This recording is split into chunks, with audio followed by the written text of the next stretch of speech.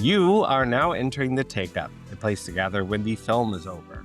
I'm your host, Joshua Ray, and I'm here with my co-host, the managing editor of thetakeup.com, Andrew Wyatt. Hey, Andrew. Hello. Every episode, we decide if one film gets into the Take-Up's permanent cinema. Today, Andrew has chosen Charles Burnett's Milestone. You get my pun there? Yeah. Killer of Sheep. And then we will have one more thing.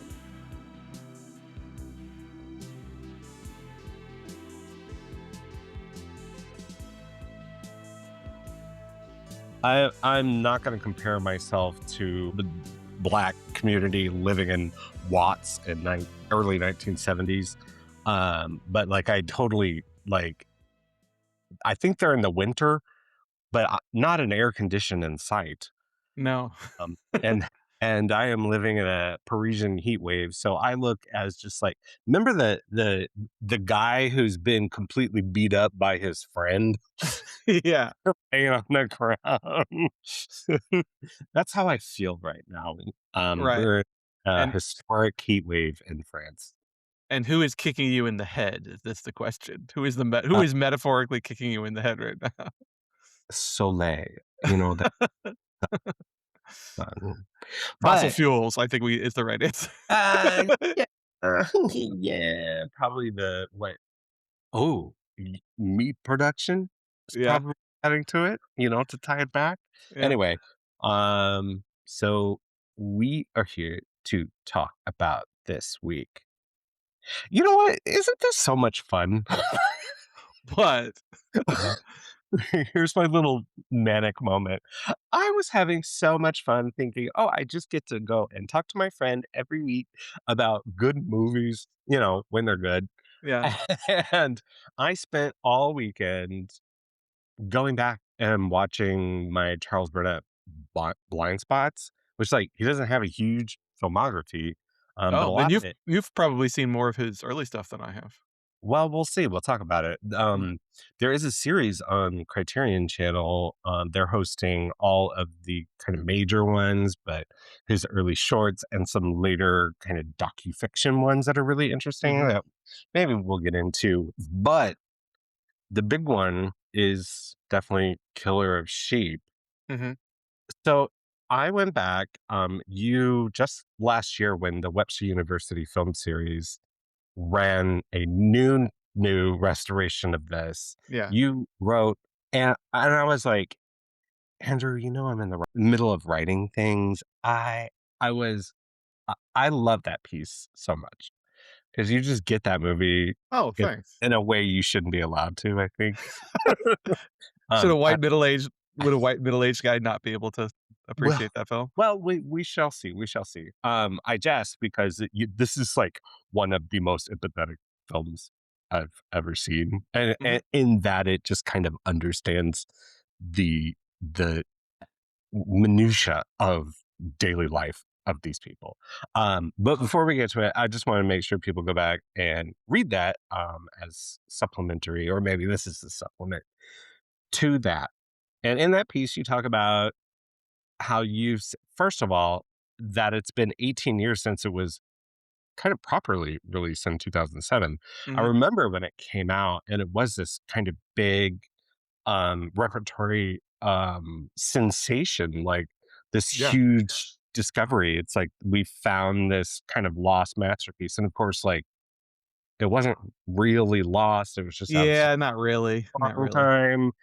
But we can get into that. But how did you find it in 2007? And what's been your kind of relationship with it? Um, yeah, so I sort of had never heard this film before I discovered it around its quote unquote "original" re-release, Mm, in 2007, and that was right about the time where I was starting to really, uh, make active decisions to become a more literate cinephile, and so I mm, was watching an insane a number of movies and trying to play catch up on my cinephilia, and, it just came onto my radar at some point that, "Oh, there's this film from the '70s that's been sort of semi-lost and has been critically lauded and is receiving a proper, theatrical run," and that's how I originally saw it. I think my first viewing was actually on DVD. I managed to grab a from a library or maybe even with Netflix. I'm not sure. It was Mhm. back when Netflix was a DVD by mail company.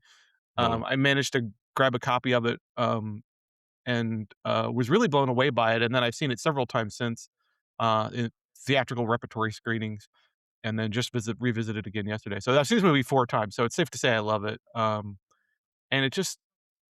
it's one of those films that blew me away right away, and I knew while I was watching it that I was watching something special and important and singular. Let's say.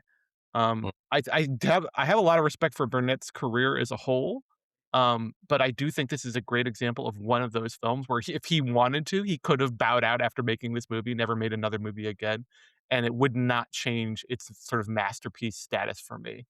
Like, You know what's interesting about that though is that he did have a career afterwards, and he was always sort of an independent filmmaker, although he started to do sort of like for hire projects mhm. later in his career. So I wonder if this is like a cinephile, stupid, the devil's advocate thing. If there are like killer of sheeps out there that we don't know about Oh, because absolutely, Right absolutely. never had like a huge career. You know what I'm talking Yeah, about? absolutely. There are people who made movies that have been lost, like one-offs that have been great. There are people who are making killer sheeps right now that are never gonna get the opportunity, never really gonna get the opportunities. I mean, Yeah. that's the was it the Stephen Jay Gould or Carl Sagan or somebody who said, "The great tragedy is not that we're not producing Einsteins anymore, it's that there are Einsteins, they're just, like, in the Democratic Republic of Congo and not getting the support that they need to do what they want, Yeah, exactly. to show their Yeah. genius to the world." So I love this film, and it sorta again, it sorta arrived on my nascent, cinephile brain as a kind of bolt of lightning. Um, and I don't think it's a perfect film.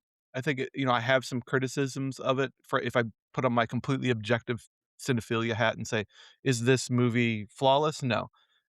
But for me, this is like has been on the moment of arrival and has always been a personal five-star film for me, if that makes sense. I totally get that. I'll reserve reservations for later, Mhm. but I've seen it. I saw it for the first time last year, actually. Oh, really? Okay. I picked up the Criterion 4K. It's a film that was always at the top of my watch list, but I sort of like didn't understand what it really was. And yeah, that's so stupid of me and possibly like racist and just silly because like I should have trusted, you know. Well, not just that, like, the title doesn't even really, like, come Yeah, it into doesn't play really. in the way that you would think it would. So Oh, it's but like, if all you get is the title and the log line, I don't think that prepares you for what this film is doing exactly, if that makes sense. yeah, but I was also thinking about yesterday as I was going through Burnett stuff, like he's just got a great way with titles and language Yeah, because they ride between like some kind of like turn of the century, like he's just got a great way with titles. yeah. There's a simple, stark poetry to it, I think, that really works really Thank you. well. Yes, yes, yes. So I watched it for the second time. Actually, just a few hours ago, I saved it for the last, so I could kind of help fill some gaps of like who is Charles Burnett. I saw To Sleep with Anger a long time ago, way before I knew that connecting these two or this filmmaker to both of those projects. Um, Mhm. and I think, if I have more time with it, I'll eventually get to where you are. But I think it is just kind of a lightning bolt in cinema. But also, it's not a lightning bolt in the way like someone might say that of Breathless, right? It Right. is, it is so kind of um, interested in a very low frequency that is very warm and welcoming, Texture, I and think, is the word I think of when I the think of this film. texture is he is a filmmaker of textures, most importantly above anything else. I think about there's a shot where kids are crawling out of a building, but they're crawling out of, like, just the a small section of it has been Mm, removed, and there's, like, it's a white building, there's dark paint that's been dripping down the side, and, of course, like, it's in this vacant, dusty lot, and mhm, just, like, the absolute textures of everything on the screen is it would be really easy to and this takes me down the road of, realism is mhm, not a lack of style. It is a style. And his eye for, what's there, what's seemingly just already present, but in the way that you frame it, the way you compose the kind of melody of all of it mhm. is uncanny. Well, Especially it's very, the effort is invisible, which I think sometimes deceives people into thinking that there is no effort. But what's remarkable about this film, one of many, many remarkable things about this film is that Burnett shot it over several years. Like this what we're the footage that we're seeing is stuff that he assembled very slowly from his time in Watts. And yet, if you watch the film, it's very easy to believe that you could have shot this film in one day. Like that's the hidden elegance of it is that it there's effort there. And I don't mean that the events take place in one day. I mean, like, it feels like a film that could have been shot in a day for, $20,000. But the effort is invisible in the best possible way, and that it lends that strong sense of verisimilitude. It lends that strong sense of that quasi-documentary. I mean, neorealism is a word that gets thrown around, a subgenre that's or style that gets thrown around with respect to this film a lot, and I don't think that's misplaced, but I also think it's very evident that Burnett has drawing from a lot of different influences from what I would call kitchen sink, realism of the British cinema. He's drawing from documentary cinema. He's drawing from the sort of radical filmmaking of the global South in general at the time. mm, Um, like there's a lot of ingredients going into the mix here to make this alchemy, which I think is part of what makes it so beguiling. I think more about contemporary photography, especially Black photographers who were documenting the Black South, Mhm. uh, and and not as a kind of a document of the struggle, right? Not it's just a document of their life, Of people, of and that faces and textures and places of living yeah, and things like that. yeah. The true anthropology, I think, and ethnoanthropology in its true sense, I think. And that's not to say that it like elides the struggle. It's that that is a part of the texture. Mm. So do you want to, Mr. Setup Man, a film that How have I become the setup guy? I don't know. because your brain works better than mine, a film that is discursive, elliptical, but also, like you said, deceptively simple. And I Mhm. don't know that a lot of people talk about it in its structure that way, but it is a film that I have watched it on a Sunday afternoon, and it feels sort of like a Sunday afternoon. Does that Yeah, make I sense? get that, I get Okay, that. okay. Um, so the way I described this film, I think in my piece from, last year or a couple years ago, that I think is the best way I can describe it is that this film is loose and prismatic, Mm, um, in the sense that there's a plot, sort of, but, one way to think about this film is to sort of divide it into and this is a completely artificial me critic imposing this on the film. The film doesn't insist on this division, but I think it's maybe a useful way to start talking about it is we have what I would call the vignettes, which are sort of slice of life scenes of events happening, usually centered around this character, Stan, who's a sort of working man. He works at a sheep slaughterhouse in Watts. He's trying to care for his family. He's struggling a lot mentally and financially. Um, so there are sort of vignettes around Stan and his troubles, and some vignettes that don't have anything to do with him at all, sort of mysteriously. But um, then there are what I would call the sort of verite sequences, which is just Burnett watching people, a lot of stuff about kids playing around the Watts neighborhoods, but just people going about their business. And the dividing line between those 2 isn't always clear, but I think it's a useful way of imagining this film that sort of puts all these things together. There are these vignettes of life, of Stan's life, and these sequences of life in general in Watts, and scrambles them all together into this big mix. And I say scramble not to imply that there is not a sensible rhythm and edit to the film, but more just because things flow into other things, flow into other things, flow into other things. It has that feeling to it. There's an interesting way in which many, maybe not all, but many of the vignettes can be sort of rearranged into different locations, and the film doesn't really change anything. Like there is no plot in the sense that it's a progression or an arc towards something, which is part of what the film is doing. It's a film about running to stand still. It's a film about being stuck in some places. To the extent that the film does get sociopolitical, that's a key component of it. The economic stuckness and the umbrella of racism that's over that is a key part of it. So the sensation that we're just seeing scenes, things in this environment, in this place, among these people who feel like, especially Stan, feel like they're running in circles, I think is really key. I don't know where I was going with that. But No, but it but it's a Stan I mean, perfect Stan's to life has describe. some sequences, has some, events, let's say. I mean, but I think the key takeaway is not the specifics of plot.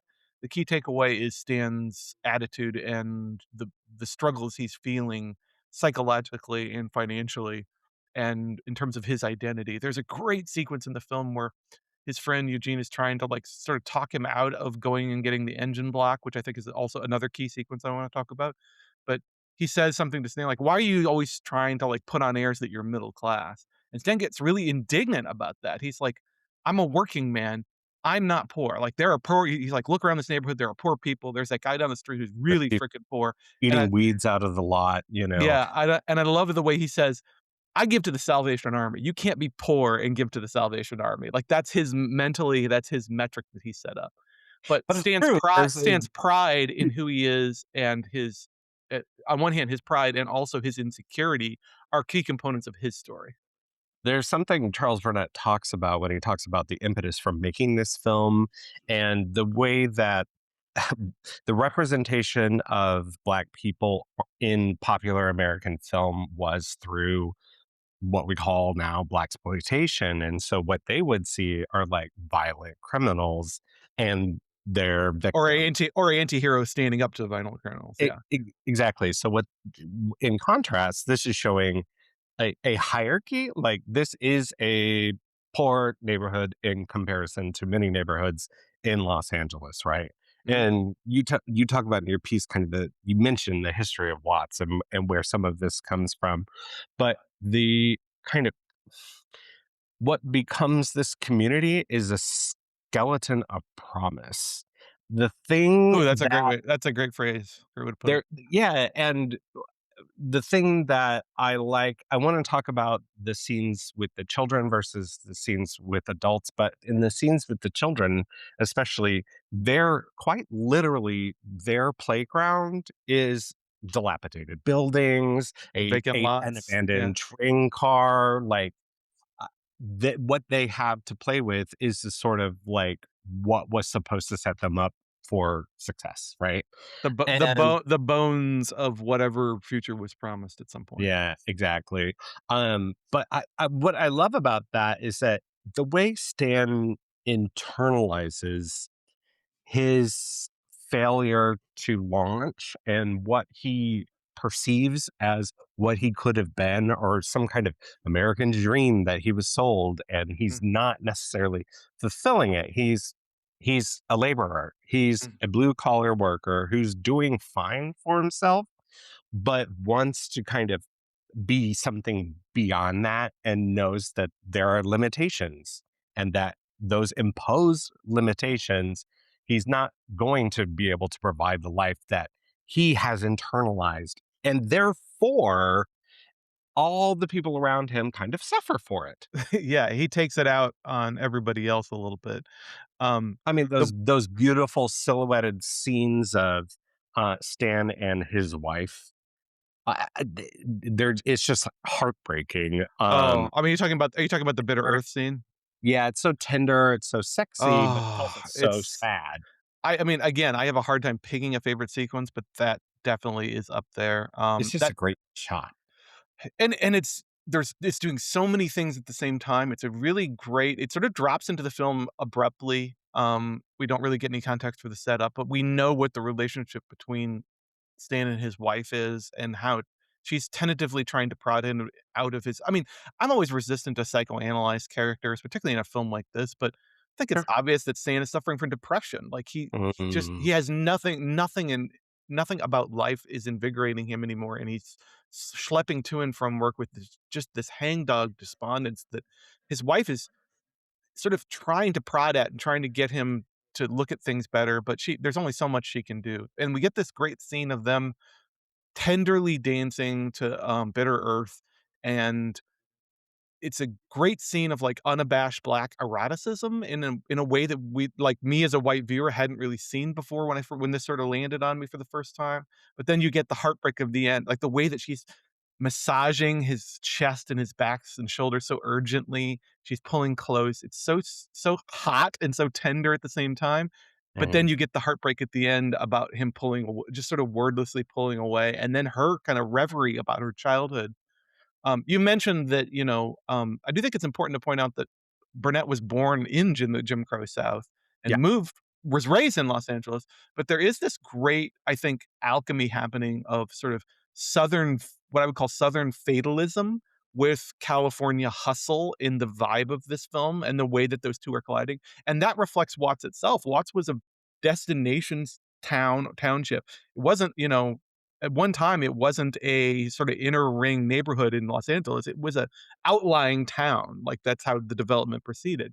And there was a time when it was sort of a destination um, for the Black diaspora out of the South in the early 20th century. So a lot of the people who settled there, that's why we get like the great, and again, things that maybe fly over your head when you're a white middle-aged viewer viewing it for the first time. But that's why there's that way that the daughter says Medea in Yeah. a refer and Stan, like, if Stan or his wife, like, correct her and say, "No, that's don't say that, it's country." What they're Mm. talking about is that it's Southern, it's Mississippi is what it is. But then later, Stan's wife, in her She said reverie, yeah, she says it about uses thinking it. about her mother or grandmother and thinking about life back in the country. But yeah, oh man, great scene. Yeah. It's one I bring up, and then this is a film that I bore the shit out of people talking about because I'm always talking about it. But that scene in particular is one I bring up a lot when I talk about, like, why don't we get good sort of black, eroticism, good black romance on screen, and that sequence always pops into my mind.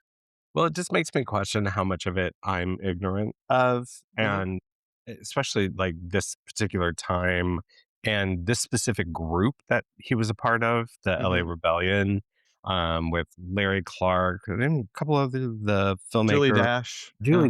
Julie Dash, right, right. Um, The Ethiopian or Somalian filmmaker Haley Jarima, which I think is what I think of as, like, an American filmmaker despite the fact that they're not from America. oh, Um, sure, yeah, we got a long list of those, but they're but so, but it's worth pointing out that LA Rebellion, label is kinda laid ex post facto on this group. Like, at the time, it was a much more organic development of black filmmakers coming out of UCLA in the 1960s, basically through the early '80s, I think.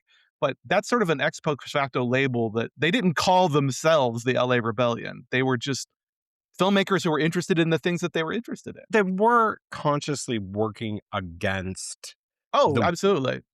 They had being taught. Like, you can teach technique, but once you start teaching narrative, they saw lightness in that narrative. mhm, And so, this and like Julie Dash's, whose career I'm not as familiar with. I recently saw Daughters of the Dust, and mm, it great has the film. same kind of like reverie to it. This one's a lot more grounded and doesn't have a kind of like spiritualism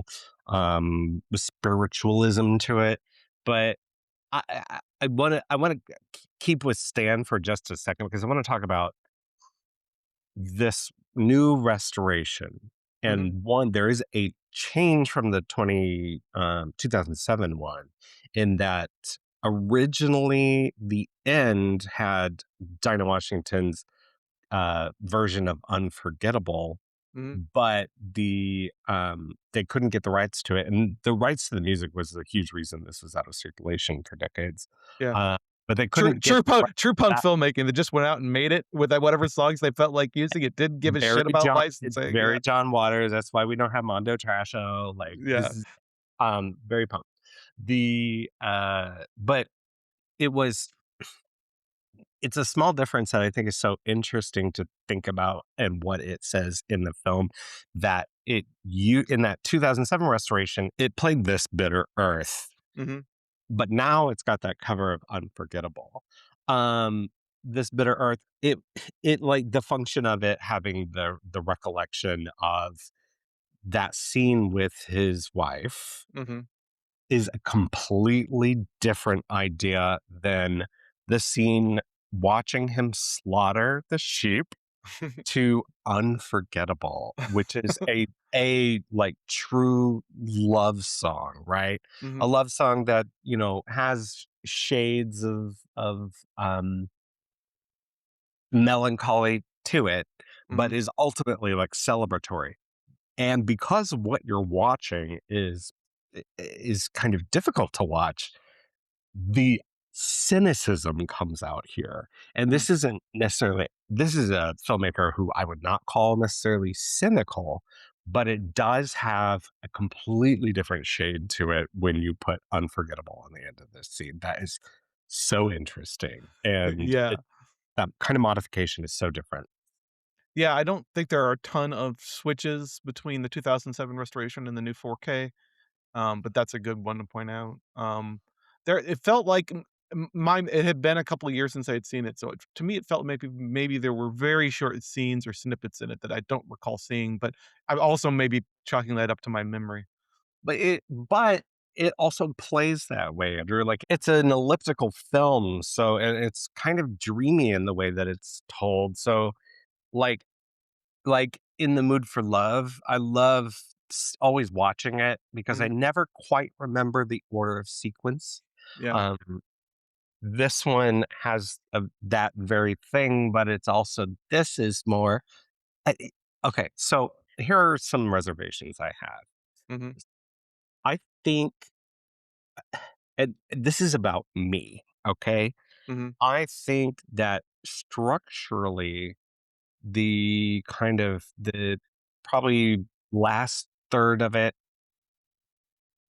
it feels a little I don't even know, lackadaisical, but it makes sense because it's this kind of the afternoon sun. When I Right. say, do I need to explain that? No, no, I get it. I think part of what makes this film maybe difficult to grapple with aesthetically and narratively for a contemporary audience is precisely what you're talking about, the sense in which, and not, I don't think it just applies to the end. I think it applies to the um whole object, but it definitely feels maybe more pronounced in that last third or so. And that's the sense in which it is a film in which we are given incidents. Again, Mhm. what I would call vignettes, narrative vignettes, sprinkled among the sort of more observational stuff. But there's no trajectory. Yeah, The trajectory is circular. There's yeah, nowhere to go. There's nowhere to go out. Even their attempt at at a quote unquote holiday ends up with a flat tire on the side of the road that just sort of ends with a whimper. yeah. Um, so like it's hard for us to wrap around our mind. Like it's one thing when you have like true experimental film and you go into it prepared for it, but if you go into this film anticipating a narrative with a capital N, It does tease narrative pleasure. yeah, It it does. teases that you're going to get that, and what we're left with is we're back in the same spot where we're literally left with birth and death at the end, which Yeah, sort of like it's like they double the book. Like Burnett doubles the bookends. It as the last sort of substantive narrative scene is about an impending birth, and then we get the last sequences at the slaughterhouse. To me, it's just reinforcing the sense in which these characters in this place, in this time, because of who they are, because of the circumstances in which they find themselves, they feel like they're sort of just run. Again, I go back to that phrase, "running to stand still." They're not going anywhere, and it's both um, Burnett's magic trick, I think, is not painting this with a kind of miserablest lens that I think some filmmakers might have otherwise. He's clear-eyed about the sort of dirt under their fingernail uh, texture and quality of this place, the rundown, completely unromantic aspects of it. But he this film never feels particularly sorrowful or pitiable in a way that more intense sort of misery porn films about poverty do. But this is a poetic film that's told in plain language. Oh, great way of putting it. Yeah. It's w its kind of narrative trick is Malikian, but there's nothing Malikian about it. No. And its construction, I wanna talk about one scene in particular, and it is the image that the Mhm. image that I think was popularized by Mos Def, Yeah, and his album The Ecstatic used an image from this film in its, but cover art, I think. where else has that been? It's been used. It is the image of the kid from down on the ground looking up, jumping from building to building. Mhm, And it's that scene. What you get next is sort of telephoto lens, distance, watching kids play on like a kind of overhang, mhm. and we begin to center on one kid who seems to have hurt himself. And you don't. It's children again, children playing on the kind Well, of it's a character we've seen before. Um, there's a boy in this film that I don't recall if it's really hard to track names in this film because yeah. of its A lot style, of them don't have but names. there Yeah. is a boy, it's the same boy from the very first scene of the film, who I would call for lack of a better term, I call him the Uh, crybaby because he there's a is few the prime. sequences in which he appears, and in every scene, he kinda gets his ass beat and ends up Yeah. crying. Yeah. Yeah, Um, that the opening scene is so beautiful. But what follows is you get a shot of he seems to be like a returning soldier. He's wearing some kind of military garb, right. and you get a kind of like medium long shot of him looking around a corner. And what we would expect as an audience is a point of view shot of what he's trying to look at. Maybe the camera would peek around the corner. Instead, what you get Mm, is the reverse shot of his face, and then you get a track a shot that's another medium long shot that's out, to where you can see his body as he's peeking around the corner.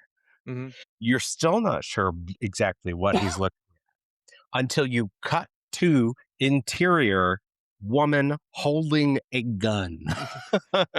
And it's a great kind of surprise, but also a good way of structuring a joke, Mhm, because it is funny and also like so surprising. But the actual joke of it is the next shot, which is that all and my it's kind of an Arrested Development joke yeah, that all along a group of children have been watching the exchange. right.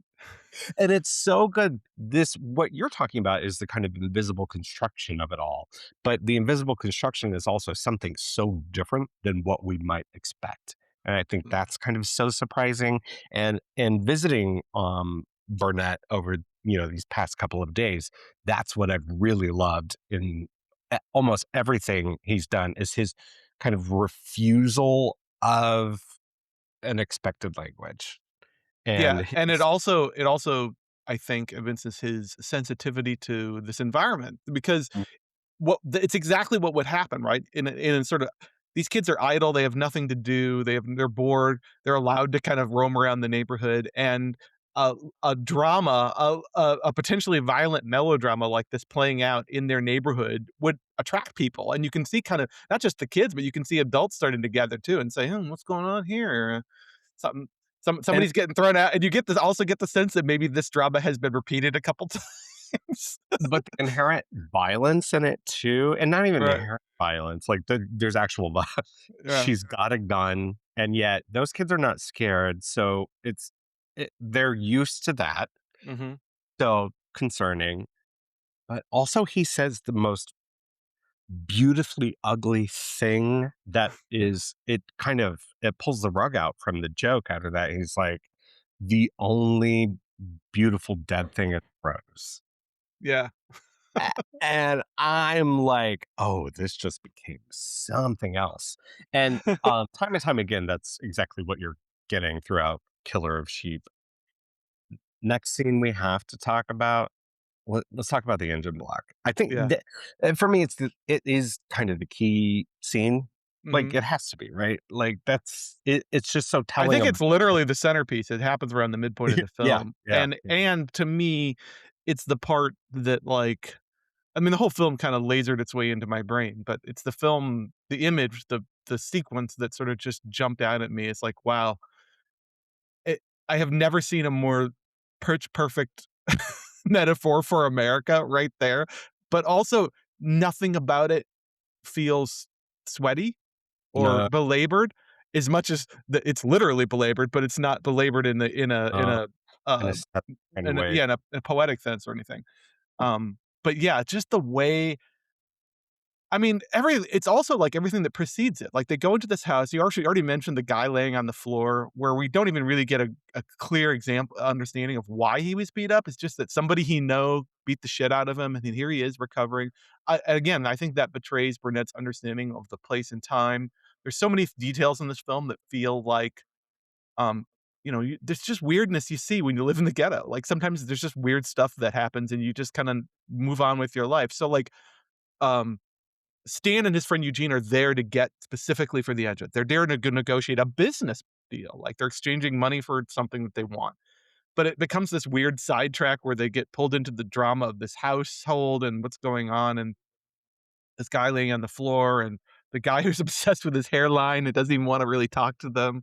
They negotiate the money. There's this, it's stupidly long process. And then this equally stupid long process to get it out the door and down the steps where the first time I saw that, I was like white knuckling in a way I don't white knuckle like except during a Mission Impossible movie. Like it's Yeah. just there's something, so you're holding your breath, and then the mother of all sort of like punchlines to it is that, they get it in the truck and Stan's even saying, "It's gonna fall out." "No, no, it's not gonna fall out. Just push it up." "No, no, it'll be fine. Don't push it up. Don't need to push it up."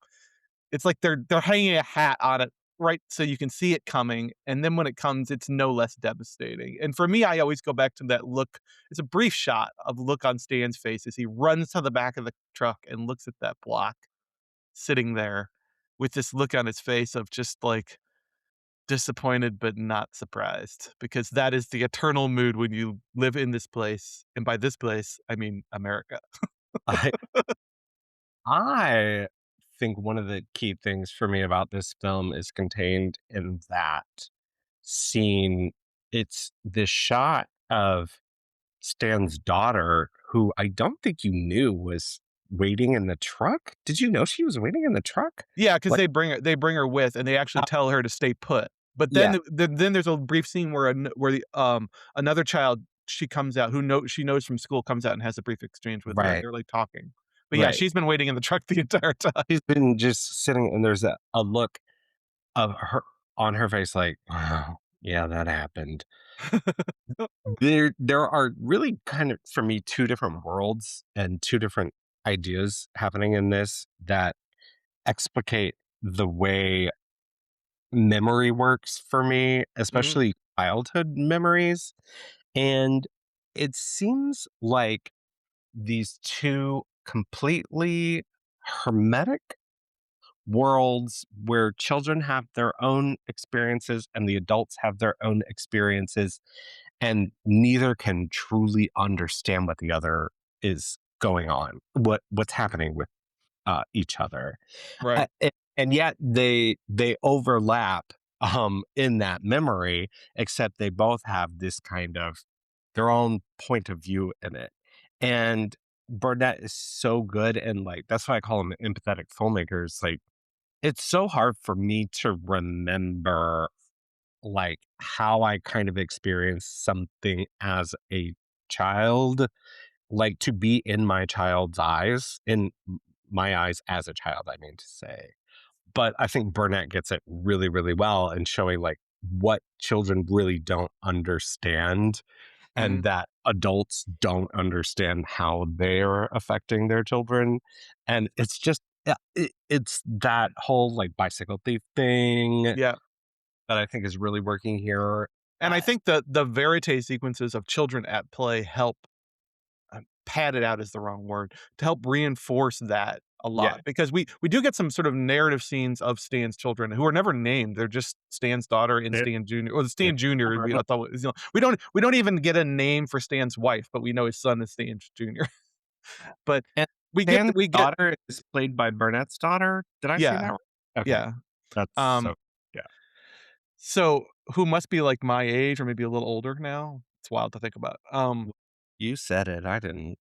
Um, but we get a few narrative scenes with Stan Jr. and the daughter, but I think part of what Burnett's doing to reinforce what you're talking about is he gives us so much of that scene of just kids at play in the neighborhood, riding their bike and being chased by dogs, having rock wars in vacant lots, exploring these vacant, dilapidated buildings and spaces, um, and just generally behaving like little shits sometimes. But I think it's key to what you're talking about, to the sense the kids are pragmatically trapped by their environment and the circumstances of their parents and their race and their economic status.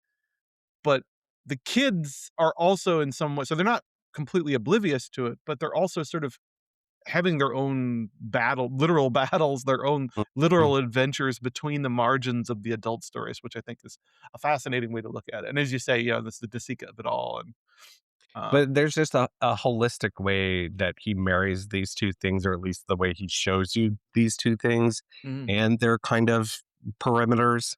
Yeah, the more And I we get little moments of crossover too. Like there's a there's a great scene where a boy, I don't think it's Stan Jr., I think it's another neighborhood boy who yells at the girls who are walking by, like insults them for no reason, like just calls them ugly or something. And they're like they look back at him like, don't make us come over there and beat your ass.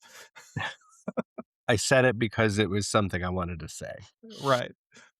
There's just no filter on anybody in this story. No, good for There's a them. so my reservations about this film are just mostly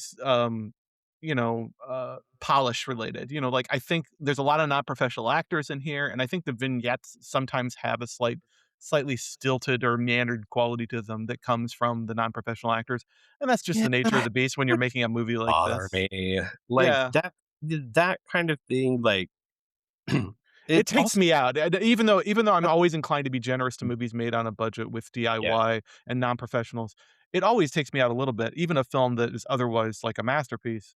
I'm always sort of a little bit, "Okay, I'm watching people who don't really know what they're doing in terms of" they suddenly start acting in an unnatural way that I can't buy. But Burnett's, dialogue is good in a way that sort of overcomes that, I think, if that makes sense?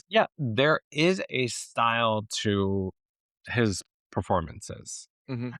throughout that is, shares commonality in that stiltedness.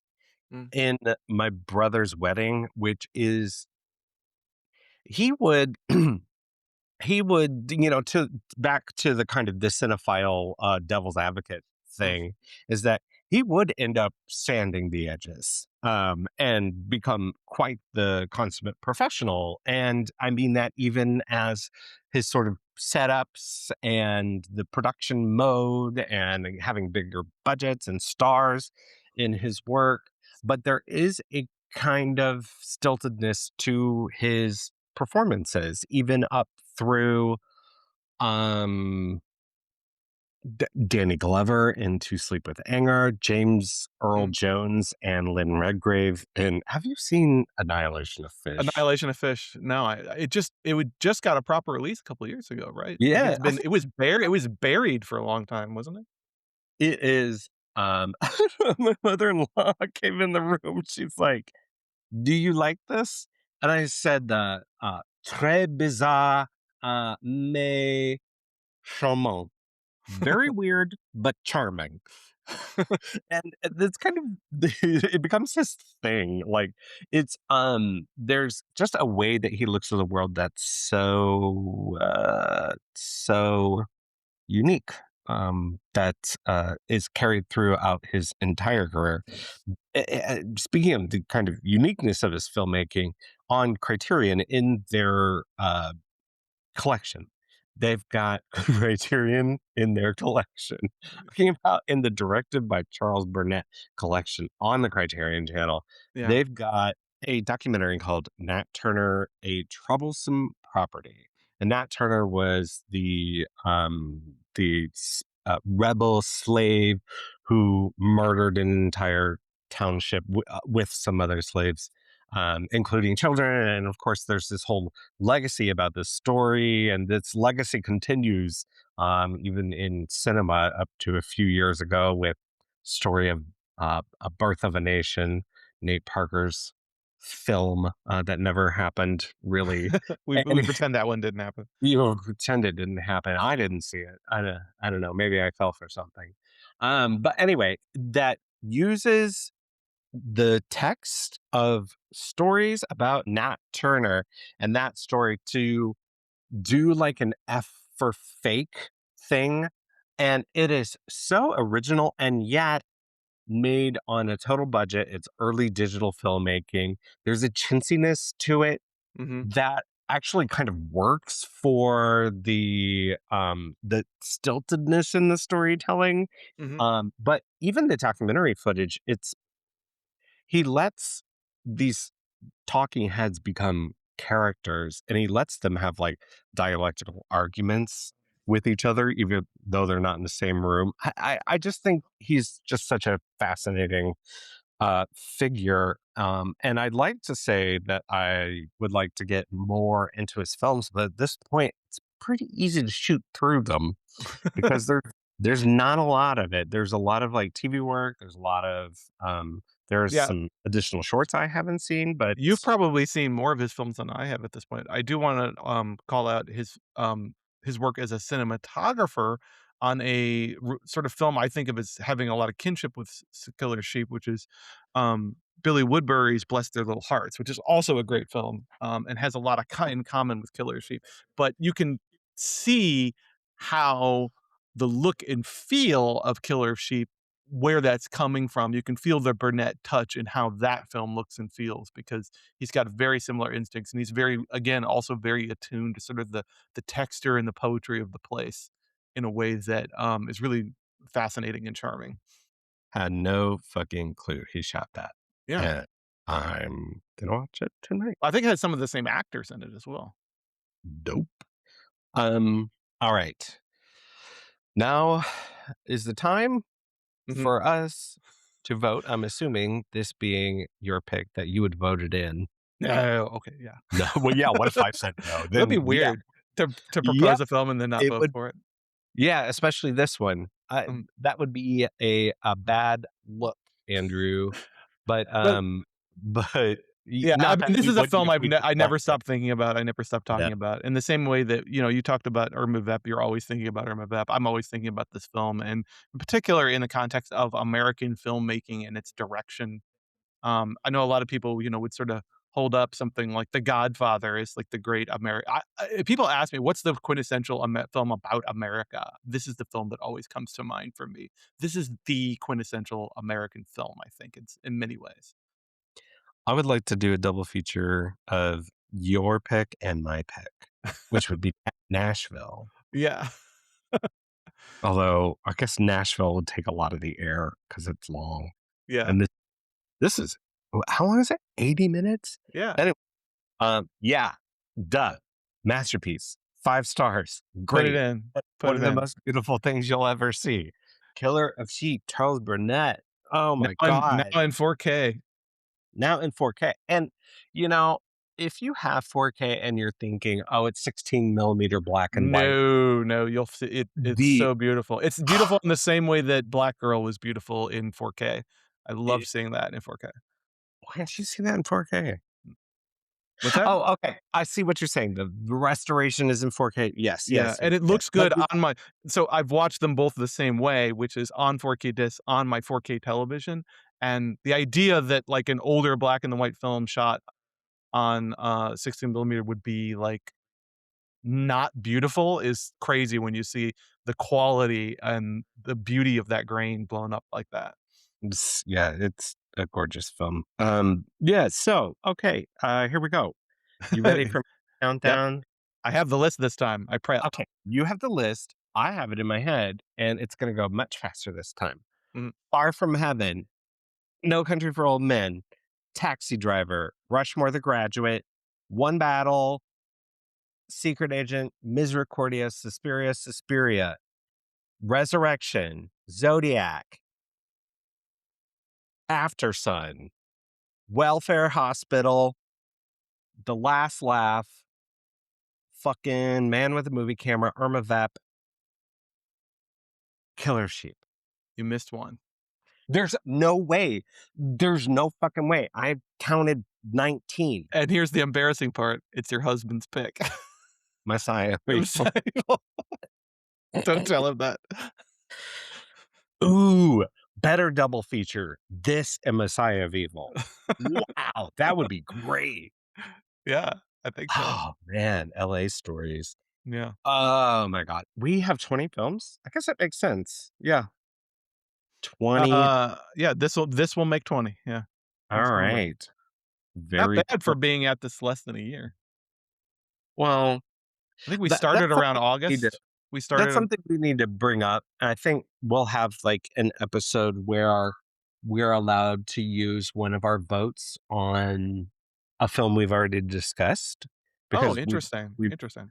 we've been doing the podcast for like 4 years now, Yeah. you know. It's not this episode because I think we need to look through the list and no one wants to hear us talk about that for a long time. So with that, we've got one more thing. All right. Every episode, we finish out with one more thing. That's something we've been one more thinking about. You're first this week.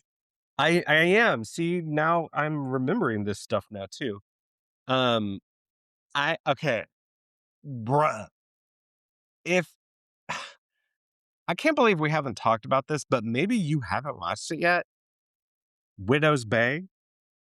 I had to cancel a lot of my streaming services, and Apple was one of the ones that went on the block, unfortunately. Okay, okay, but Widow's Bay. Once you decide, and I did the same thing when I moved. But Well, it'll come back on when the new Ted Lasso premieres. My wife insists on resubbing for that, so I'll eventually get around to it, and the new season of Silo, and a few other things on Apple TV I really want to watch. But I mean that slow horses. Are you not a slow horse? I haven't seen it yet. No, you've talked a lot about it, but I haven't Ugh. seen it. But again, Oh my God. lost my sub, so we'll see. Yeah. Well, Widow's Bay is created by Katie Dippold, who is the writer behind She's a the Parks Heat. and Recs. I thought she was a Parks and Recs person. Well, right? that's what I'm gonna bring up. Okay. Is that Widow's Bay has kind of the DNA of Parks and Rec in that it is about a small township and the people who run it. Except it is not your kind of faux documentary, The Office style. I guess everything was like that forever. Yeah. This is a really well mounted, beautifully produced. It has the vibes of Stephen King, and yet it is so funny. So it retains a kind of mordant humor to it. But in the same way, Matthew I don't Reese from love The Americans, correct? Matthew Reese from The Americans. The same way I don't really love Parks and Rec because it's just like the sense of humor is very tied to a kind of like internet millennial. Mhm. This retains what was great about Parks and Rec in that it really had these strong characters and that a lot of the humor, some of the humor, came from them and their behaviors. And the same thing could be said of Widow's Bay. It stars Matthew Reese from The Americans and something else I'm missing. And he's like kind of king of TV to me after this. Well, he's in the Perry Mason reboot, right? That's what I'm thinking of, Perry Mason. As the mayor of Widow's Bay, which is an island community, a community off all they say is New England coast. It is an isolated island where at first the first few episodes are kind of like X-Files in a way, and that it's like the horror thing of the week. Mhm. But those threads start to really tie together in interesting and surprising and fun ways. But the way this thing is directed, it just has style for days. And there are it constantly kind of surprising you in its storytelling, in its jokes. There is Dale Dickey is in it, and she Oh, never bad. yeah, never bad. There's I Kate O'Flynn is kind of the MVP of it for me. She plays this much hated kind of like secretary or like assistant to the mayor. Mhm. And you kind of don't know why, but she's just a very odd person. And then you find out she's got this great lore.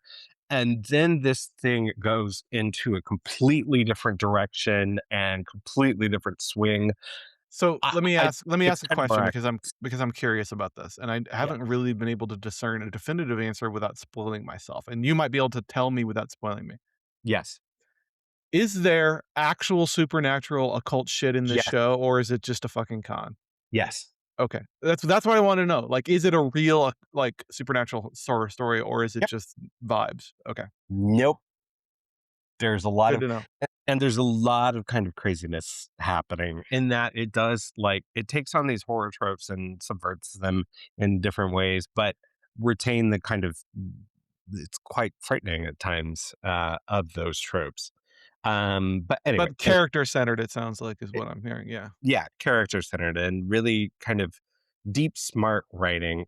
Did you know, the meme of the woman says, uh, went to a Halloween party dressed as the Babadook, and it turns out it wasn't a costume party. Yeah. That's Kate Dippold. Oh my god. That's what this show feels like often. Um, so, yeah, that's Widow's Bay. It's on Apple TV Plus. I swear, if you just click it, it plays. But I don't know. Don't. It'll magically be I, delivered to your house. Yeah, yeah. So that's my recommendation, but you can find me, not on Apple TV Plus. You can find me online at OK Josh Ray on social media, and our social media is at the Take Up STL. Andrew, what's your one more thing? My one more thing is a little unusual. My one more thing is an interview. Um, Cool. I read, so as like a lot of people, I'm waiting to see what Christopher Nolan does with the Odyssey. Um, I guess Christ, that's next month. Yes, that's next Yeah, month. Okay. yeah. Well, And sorry. By the time this episode is published, it's in a few weeks.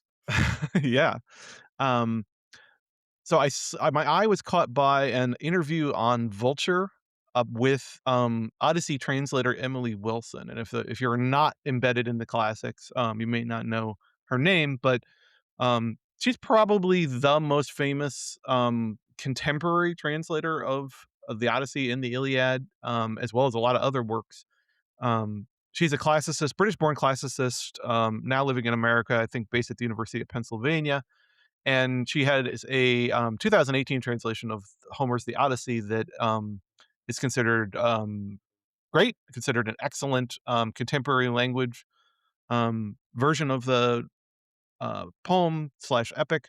And if you're into classics at all, it's worth seeking out. And the reason it comes up in the context of Nolan's The Odyssey film version of the Odyssey is not just because, oh, it's on everybody's mind. It's that Nolan has specifically cited her translation of the first line of the Odyssey as being one that sort of galvanized his brain and made him start thinking about how he might adapt it. Um, and for those who know that her translation of that original Greek line is, "Tell me the story of a complicated man," Mm. which is not how most translators have approached it in the last 300 years or so. So it's a great reimagining of that line. Anyway, um, Jason Frank at Vulture has a great interview with her about her work and the context of this film and the larger issues around the Odyssey and being a classicist in the year 2026 and what that means. And it's a really good interview, I think, specifically because of how well she handles it. Because this is a pop cultural writer who's trying to sort of use her and her the sort of lightning rod that her work created about 8 years ago to reignite more culture war nonsense around this new Odyssey film, which of course all the worst people in the world are mad about it for all the worst reasons in the world. But he does, the interviewer, I'm sure, is just doing his job, but he's doing his level best to kind of pull her into this cultural war nonsense. And she is so freaking good. Gives great interview.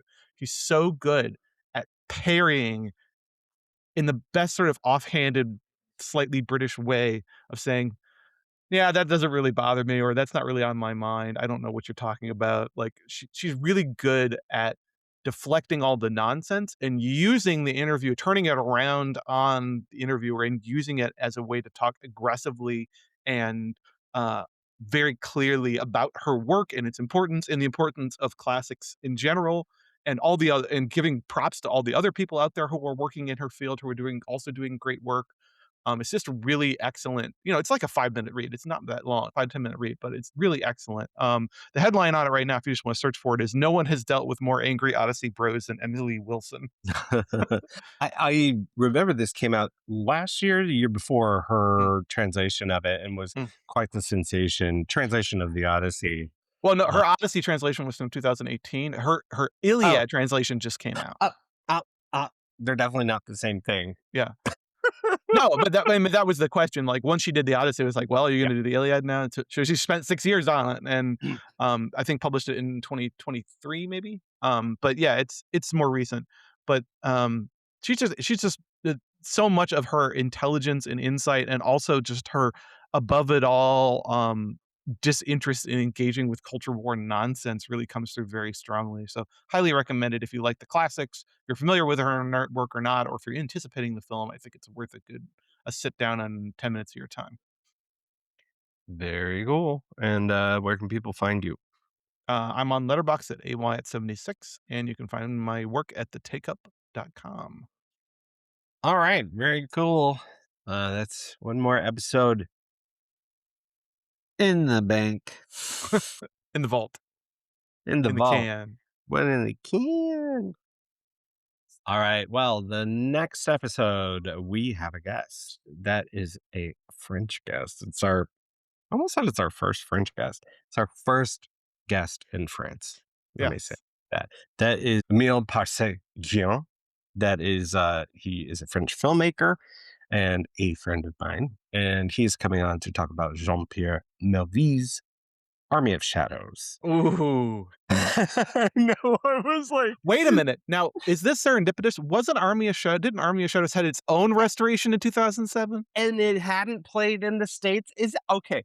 I was going to bring this up on the next episode, but I thought that was kind of the same deal. No, I Maybe that remember one was that. like 2008, 2009. I don't know. We got to look it up, but it was the same kind of deal. Like, holy shit. When is the last time that has happened?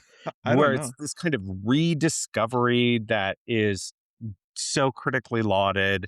I mean, you and I both really love The Other Side of the Wind, but that wasn't like 2019 It wasn't finished. Y film. Like, Yeah. yeah, no one had seen it. Okay. Well, maybe that's something we'll be able to talk about. He is a great cinephile too. But you can find that on a disc, on Criterion. Oh, is it on Criterion Channel? But it's also rentable or streamable online. Army of Shadows. Very well timed for Independence Day, a fight uh, against fascism.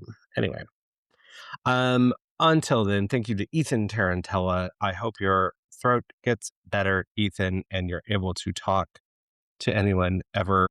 Thank you to Kayla McCullough for help with social media. Theme music by AMP. And until next time, and if you complain once more, you'll meet an army of shadows.